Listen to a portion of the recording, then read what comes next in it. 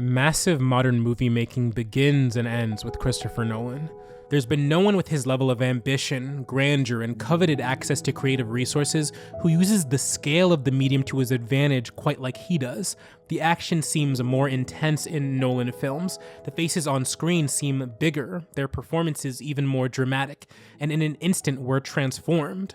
Or perhaps a better word than transformed is manipulated.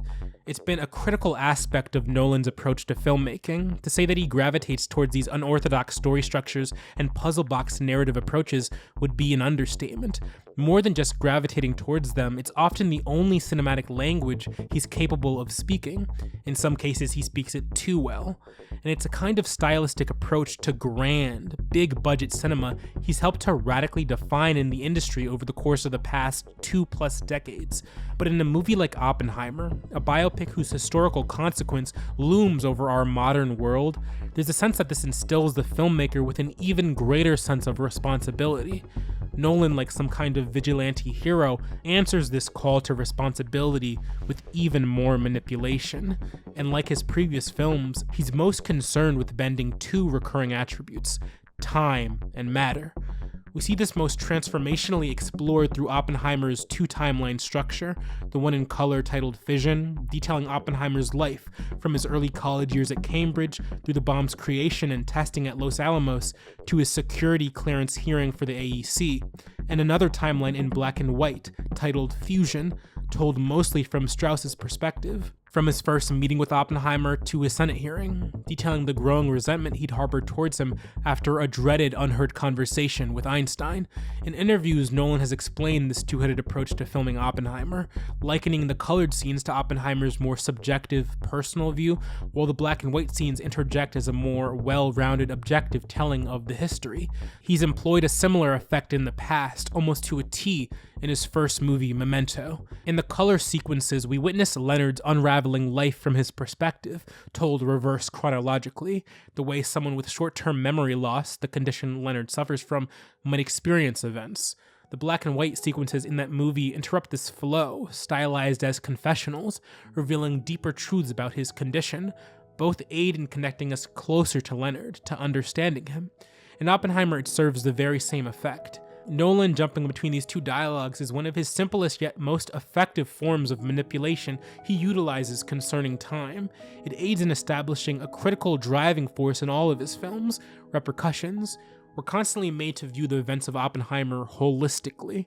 We witness the jaw-dropping Trinity tests at Los Alamos. In the same breath, we witness Oppenheimer grimacing at the photos of the victims who'd been eviscerated by the real thing. Oppenheimer's condemnation and government exorcism is portrayed in the same shadows we witness the US's 1960s reconciliations. All is forgiven. Nolan's been no stranger to augmenting time in his films, from playing with the relativity of time in Inception, heightened action with a breakneck timing, time's waning pull that allows one to lose their mind, to time as energy directed backwards in Tenet, actions already set into motion, ticking time that slips through our fingertips. In this case, time is stressed through both its longer overarching effects and its short-term, fast-paced frenetic energy, and both are equally all-consuming. We bear witness to both forms of time in Oppenheimer, the ticking time of World War II, racing against the Nazis, a threat of immediacy, there isn't much time left, to the dreaded feeling of time felt in the bomb's aftermath, of a future laid out bare, unchangeable, the world's time slipping through our fingertips. There's a great quote, some Russian guy said it once I think, but there are decades where nothing happens and there are weeks where decades happen. This is felt no more intimately than in Oppenheimer. Time's hold is just as fully embodied here.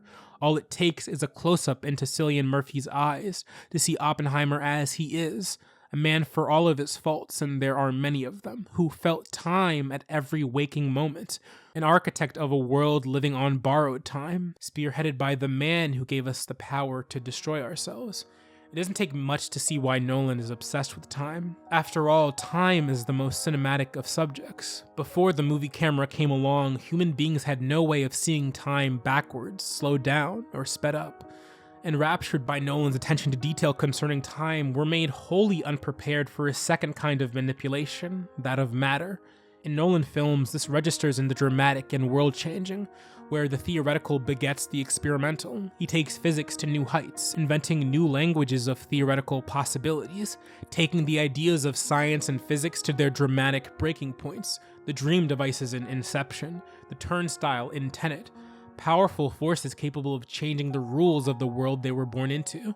In Oppenheimer, this is clear in Nolan's capturing of the bomb, the responsibility enshrined in its creation, Oppenheimer's resolve to follow the physics despite understanding very early on its impact. Speaking of impact, the bomb's impact is one that looms over the film. I think it's best evident in the score, one effect I truly admired when seeing this in theaters. Pulsing, building, ticking rhythm, whose presence is not even as powerful as its absence, the release that ushers in a wave of emotions. We gain immediate access to this not through the actual test explosion, but through Murphy's eyes, once again, both in the opening scene and the closing. From our first step into Nolan's world, we gain a visceral reminder of its sheer horror, a horror so deep-rooted, a devastation so understood it need not be shown on film, and not showing is a kind of manipulation as well. In Oppenheimer shielding his eyes away from the horror of what the bomb's impact did to the Japanese people, it's an act we become complicit in as well. It's a manipulation not centered in feeling for Oppenheimer, but feeling the weight of the moment, of history, of what Nolan truly believes concerning what separates filmmakers from biographers, that a close-up of Cillian Murphy's face delivers more about Oppenheimer's conflicting emotions to an audience than a biography can ever fully capture, even more so in IMAX. That time and matter are variables to be readily manipulated by the filmmaker, transforming the worlds his characters inhabit as much as they've transformed our own. That authenticity isn't something you can hide behind as a director, that the filmmaker's very identity sits on the throne of making interpretations. Nolan's interpretation of the world makes for the grandest kind of movie. There's been few people in history who've gotten to enjoy this kind of luxury, full mastery over our eyes and our ears, the transformational experience that comes with yielding to his cinematic subterfuge.